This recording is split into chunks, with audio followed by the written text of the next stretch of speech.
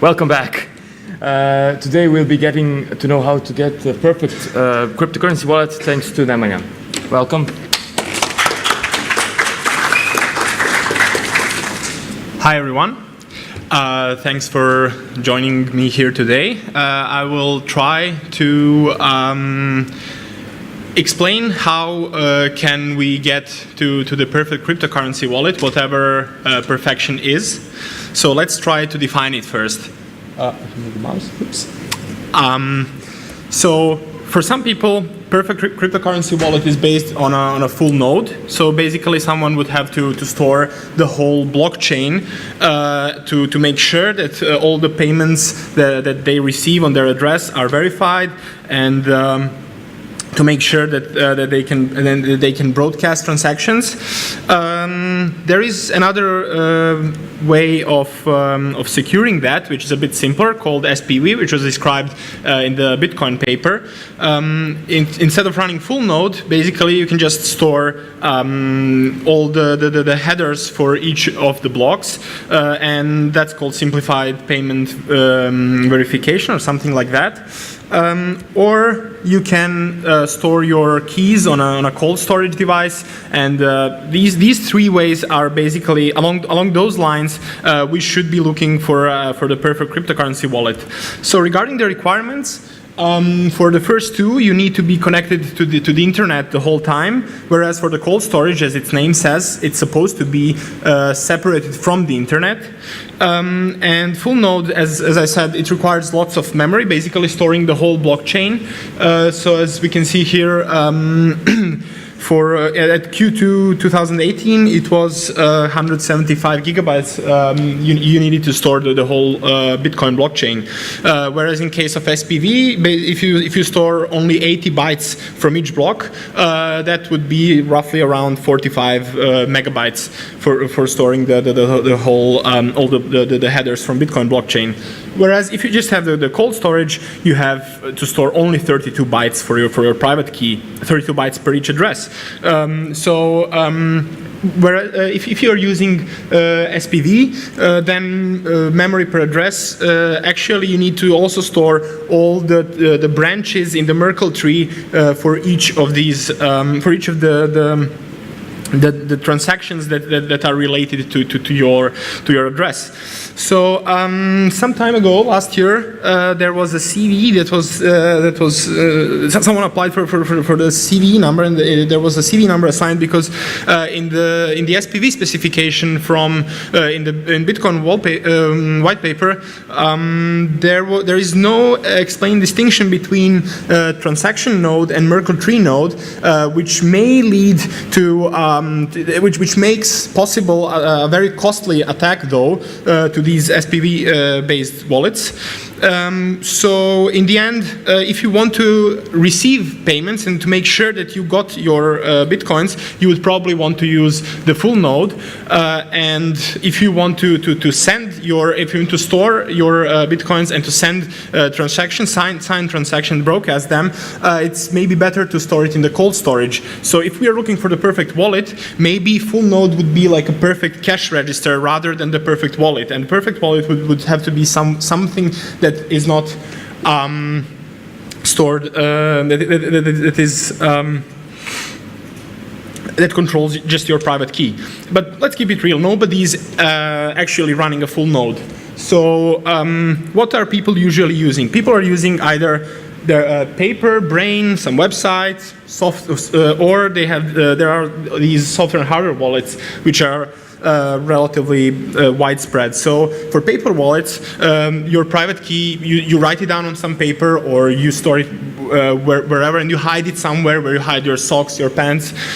So the risk is that paper might get stolen, might get destroyed. So it's not very convenient. So every time you want to use your cryptocurrency, you would have to manually type it in from the paper, and also you would have to dig into your box where you store your socks.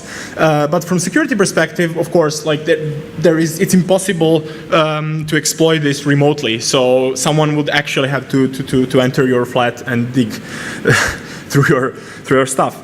Whereas, so for Brain Wallet, private key is generated through some key derivation function, and it's kind of more convenient because you don't have to write it down anywhere. You just have to remember some passphrase, and it's also quite secure. So someone will have to either read your mind, but I think that the biggest risk here is where you actually type that phrase later, so that it's still unsafe. It still fails for phishing, and some remote attacks might be possible. But yeah, the biggest problem is probably because we cannot remember complex enough passwords with enough entropy that are safer than just writing down the recovery phrase. Web-based wallets, I think they don't need any further explanation. If we remember what happened to MTGOX, CoinCheck, and Bitfinex, though it's very convenient because you can access your bitcoins or any cryptocurrency on your phone, on your laptop, and everything is stored on the back end. So sacrificing a bit of convenience for a bit more security are software wallets, but still they don't prevent phishing and side channel attacks, and you still have you're using software to store your private keys, and we all know in the security community how that can be unsafe. So the last one, and probably the most secure way of storing your cryptocurrency, something that probably everyone here who is storing their cryptocurrency and plans to use that is using some of the hardware wallets. So these are just embedded devices that store your keys, but also some of them have a screen where you can confirm your transaction and verify what you are actually putting on the blockchain. So what is the amount of the cryptocurrency that you're sending to someone? And these are very hard to exploit, though not impossible, but very hard. And usually these are local exploits or require some way of interfering in the supply chain. So let's see what are the hardware wallets on the market. So the most widespread ones are probably Trezor and Ledger. So Trezor and KeepKey, they have basically the same structure. So they connect via USB. You have off-the-shelf microcontroller and an OLED, and it's fully open source. On the other hand, Ledger, they have a secure microcontroller because they want to store keys on a separate entity, which is not an off-the-shelf microcontroller, because these are off-the-shelf microcontrollers are not meant to be protected against various hardware attacks. So third way of solving this problem is the way Coldcard is doing it. So you basically have central microcontroller, and you have a secure element that stores keys, but the problem with these two secure elements is that both of them are under an NDA. So even though their structure can be, the schematic for these wallets can be public and open, you don't know what is exactly running on these things, and you cannot get without signing an NDA, you cannot get a datasheet for either of these. Well, we all know how important it is to avoid security through obscurity, so these two solutions definitely break some form of Kerckhoffs's principle. And when it comes to library dependencies, Trezor is basically Trezor Crypto is the base cryptography library for three solutions that I listed on the previous slide. So they wrote this library that is being a dependency to also KeepKey and Coldcard. So that is used for it's a software cryptography library, so for every cryptography primitive that is implemented in Trezor, it's implementing the same library for KeepKey and Coldcard, though Coldcard also uses UECC, but you can see that the whole system, they have lots of things in common. So the whole market has quite wide array of library dependencies, and all of these are possible points of failure because everything that is dark blue are third-party libraries that are included from some different projects that are not under control of these actors. So there are also some vulnerabilities that were found in these wallets. I will start with Trezor and KeepKey because Trezor is actually very open when it comes to their security, and their blog is a really good source of all the possible vulnerabilities that happen in their software. So one interesting vulnerability was that you could extract basically keys from a device that is plugged into your computer. If you just reflash the firmware to read from RAM, from the previous run, what was from the address where the secret was stored, and you can read a really nice write-up from on Salim Rashid's blog. So that's basically the guy who also posted an interesting blog post about Ledger, but more about it on the next slide.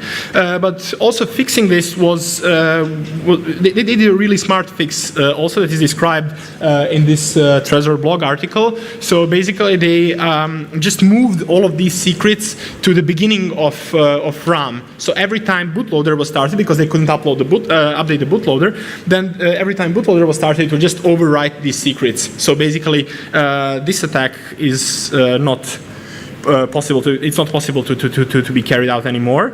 And there were also some buffer and stack overflows that were possibly exploitable via USB. So, but not in the newest firmwares. So they also wrote a really nice article how they fixed these vulnerabilities, and they are completely open source. And I really like these two projects compared to Ledger because their firmware verification was broken, and Salim Rashid also wrote about that in his blog post. You can read details on this link.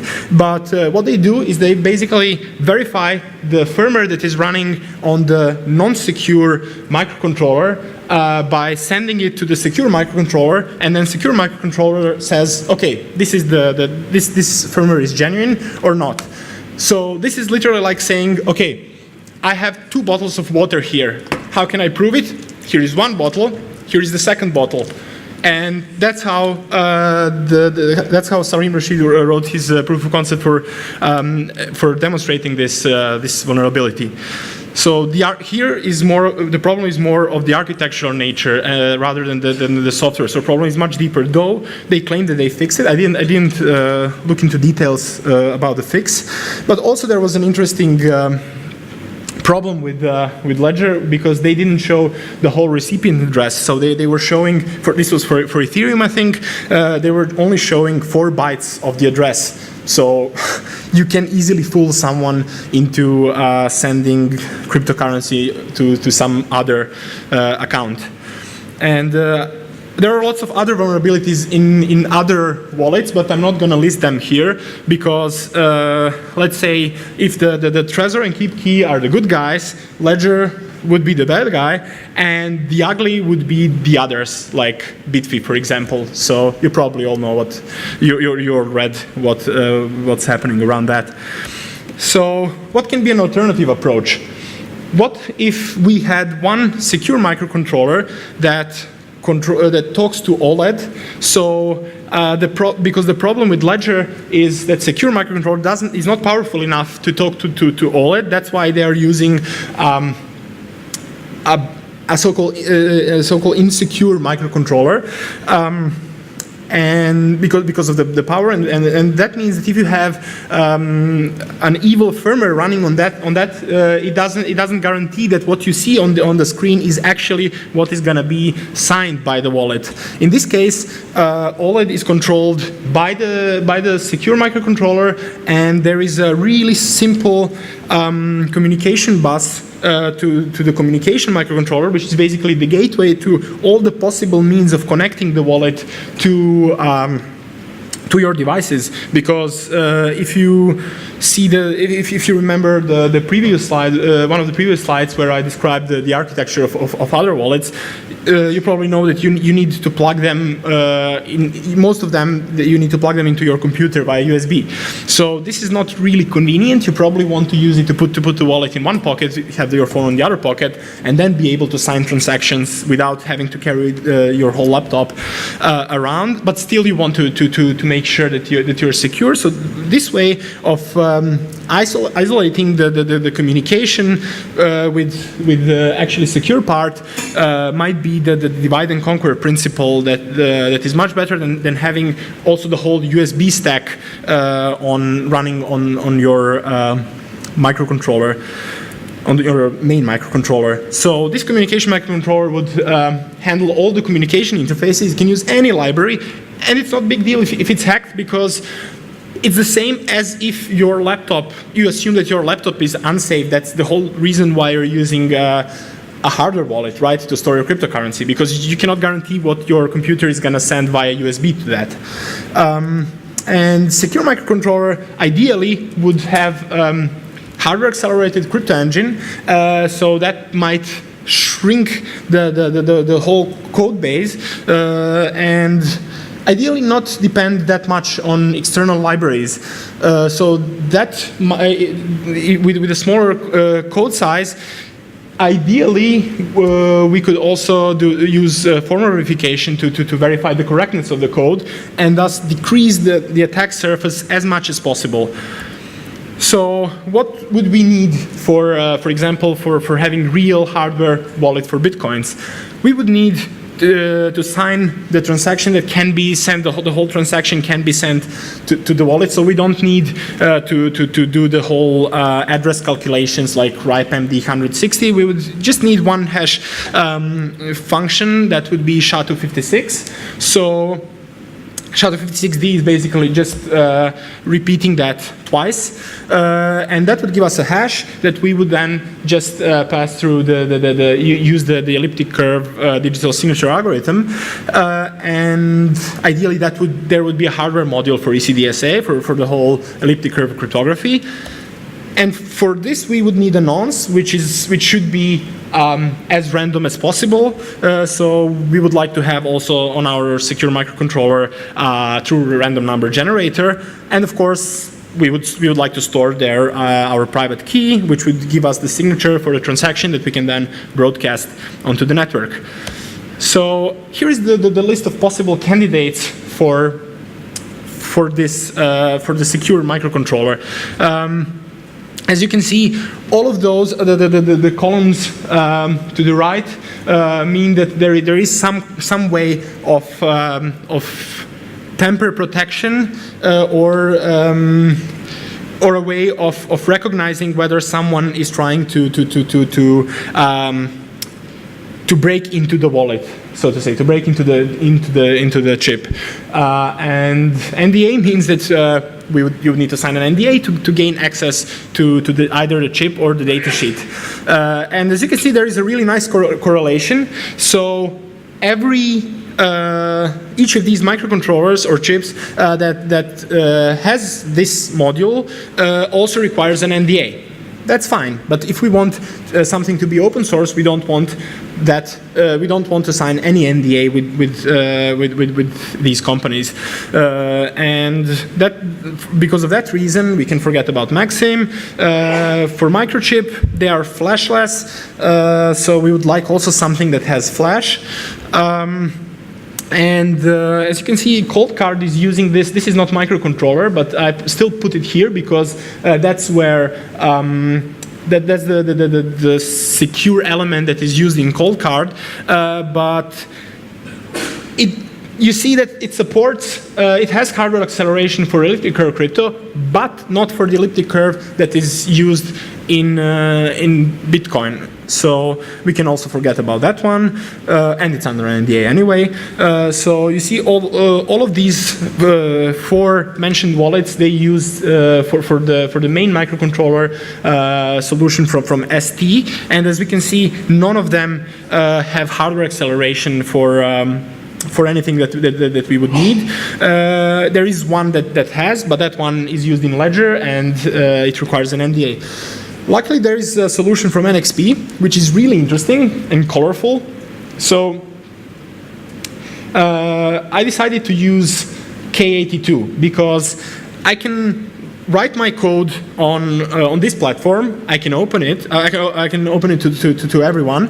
And if I ever want to build a secure device, I would just sign an NDA with NXP and switch to the other chip from the same family, and they are completely. The code is completely portable because that's the same family of microcontrollers.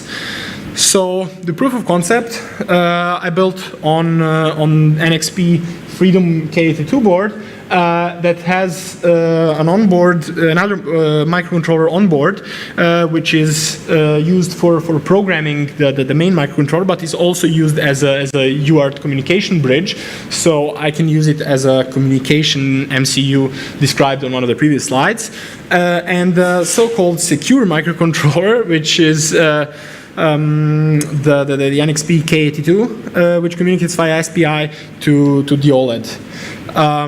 And you can find the source code on this link. I made it public a couple of hours ago, so anyone can access that, and you can see how I made this proof of concept. There is a short video how transaction signing looks like. It's a bit clumsy, but let's play it because. So here I'm typing the amount. It's not sharp yet. You'll probably be able to see it soon. I'm typing the amount. Yeah, you can see now that the address and the amount. It's shown on the screen. So I confirm the transaction and confirm where the rest of the input goes. And you can see in the back there was a signed transaction that can be just copied and pasted and broadcasted onto the Bitcoin network. If you want to check the transaction, the same transaction as the one that I signed, there is a link.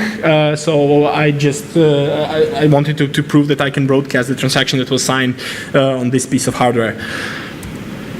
So the way the code is organized is that I wrote really small drivers for each of these peripherals, and by saying really small, it is really small. So I assume that there is fixed bit rate for each of these. I'm not using DMA. It was just because this was my summer project, so I didn't invest that much. I didn't even have that much time to invest to make this a bit more scalable. So each of these modules are grouped into the packet, OLED, and crypto. So crypto is all the cryptographic functions, all the acceleration that I have on this chip, all the hardware acceleration peripherals.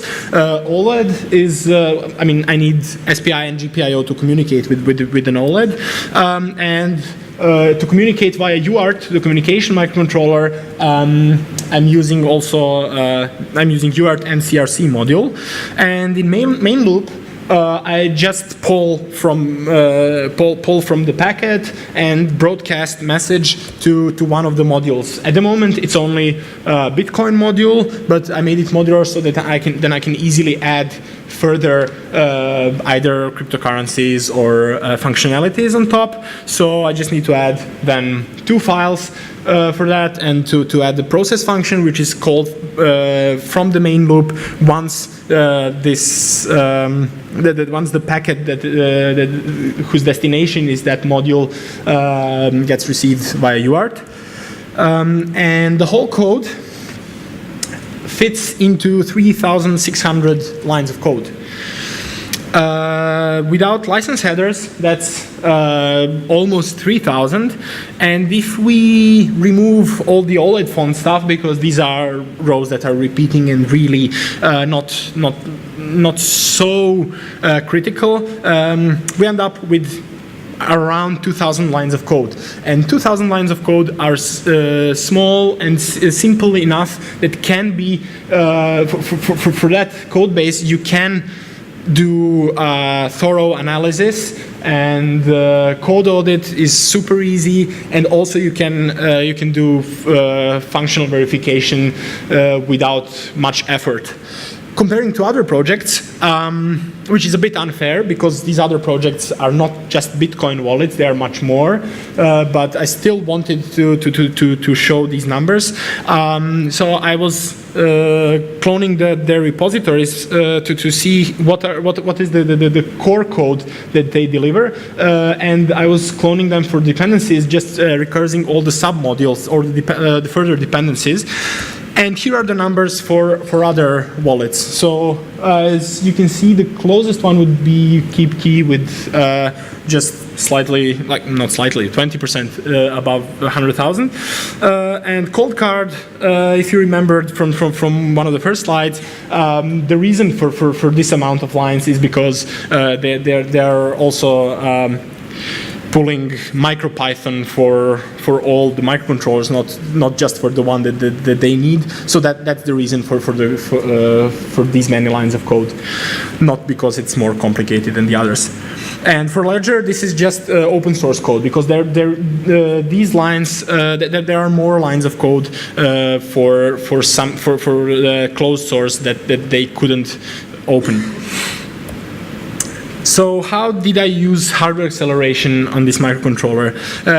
True random number generator has integrated von Neumann corrector, so that if I have biased output from TRNG, I squeeze out even more entropy from that. So I get 512 bits of much stronger entropy by applying this function on the output of TRNG. And the other module is used for SHA-256. So each of these steps in SHA-256 takes only one cycle on this microcontroller. So I mean, this module has registers where I just like accumulator and function register, so that I can really execute this almost like line by line in C or assembly code to speed up the calculation. And LTC, LP, Trusted Cryptography, something like that is the abbreviation for this.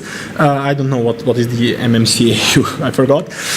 So LTC has 4 256 byte registers that are used for we only need 256-bit operations, so we are only using portions of these registers. And as you can see here, for these 5 steps for ACDSA, these are the 5 functions that I had to use. And yeah, that simplifies also the code base, because I didn't have to implement all of these things in software, because there is a saying that you should never roll your own crypto, but if it's in hardware, it's not. Does it count? I don't know. So there is one other problem that is really frequent in this code. So you need to transfer addresses, Bitcoin addresses, from bytes into base 58 form to present them on the screen, or to show the decimal amount of Bitcoins to transfer. And that is really tricky, because these are big numbers and microcontrollers cannot handle big numbers easily. So there are lots of libraries that are used in different projects, but in these projects I try to make this problem look like a nail, because I had quite a big hammer there. So the way this works is that you get a big number that you calculate the modulo of 58. This is for translating this big number into base 58. You calculate modulo of 58. You get first character, that is B, and then E, and then the rest you divide by 58, and then step by step until you reach 0, and then you just translate that 0 into the leading one. So division was the biggest problem, big number division. So to solve this, I found the algorithm for this, where I would first calculate modular multiplicative inverse of B, because that's the function that I had. If you saw the previous slide, I needed that for ECDSA, so I have it in LTC functionality to calculate that number. So I subtract from A, I subtract A mod B, because that's the remainder. So I subtract the remainder. So A divided by B is a round number, and then I just multiply these two numbers. So the problem for that is the only way to calculate the modular multiplicative inverse of B is that the requirement is that n has to be a large prime, bigger than any A or B in this equation. And the trivial solution was just to use the P from SecP256k1, which is the Bitcoin, the curve that is used in Bitcoin. So I didn't have to add many lines of code. I just used that variable to as a modulus for these big number operations. So how will I go from here further? Well, maybe trying to add U2F functionality as a module. So this is the second factor authentication that is supported by many websites. Or adding Bluetooth low energy to this hardware, so then I can communicate via Bluetooth with this device from my phone and then sign these transactions. And on the OLED, I would do numeric comparison twice. So why twice? Because first I would connect to the communication microcontroller, which can be, for example, this NRF52840, because that one has both USB and supports both USB and Bluetooth low energy. So to make sure that there is no to add man-in-the-middle protection between these two, I would do the first numeric comparison. But then to make sure that what you see on your screen and is the same information, there is no man-in-the-middle between the secure microcontroller and your device that you're using, I add another numeric comparison. So then the communication is safe, even if the communication microcontroller is hacked. And maybe adding more coins. It's gonna be I would say also a bit of an effort, because I don't have SHA-3 and there is no hardware acceleration for that, so I would have to implement this software. And also, since the code base is small enough, I can just go through that a couple of times and try to make it compliant with MISRA C guidelines for this is the Automotive Industry Association for Secure Code, and they have a list of 160 guidelines to make your code safer and more robust, and they're quite meaningful, to be honest. People ask me lots of questions when I told them about what I'm working on. Here are some of the most frequent questions, like did I consider writing this in Rust? Simple answer: no. Is there any other wallet using the same microcontroller? In fact, there is. There is this wallet called Secalot, but the problem with that is that it depends also on lots of libraries, like all the other wallets. And I didn't show any wallet I didn't mention any wallet that doesn't have a screen on that, because it's kind of pointless. You don't know what you're signing, what is the transaction that you're verifying on that, so it doesn't make it much different than having a software wallet. Yeah, my code, I know my code is not perfect. and I just wanted to make it a proof of concept. So please don't use this to store your cryptocurrency.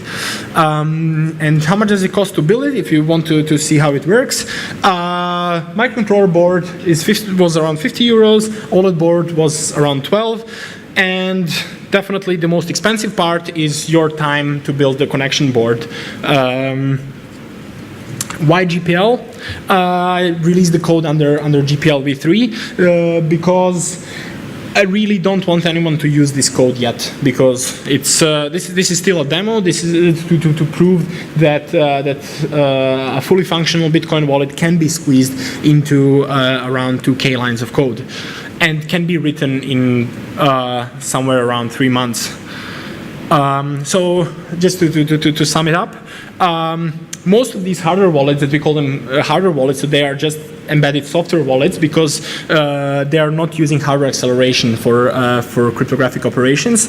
And also making a relatively secure wallet is definitely not a rocket science. So if a random guy managed to make this in a spare time, in 3 months, I think these companies that invested like 5 years or so into this should not fail on security basics. And since there will be many different applications now that we have the buzzword, the blockchain buzzword everywhere, there will definitely be more demand for open source embedded cryptographic or security devices. And with the current setup, hardware vendors really need to change their NDA requirements. So, any questions?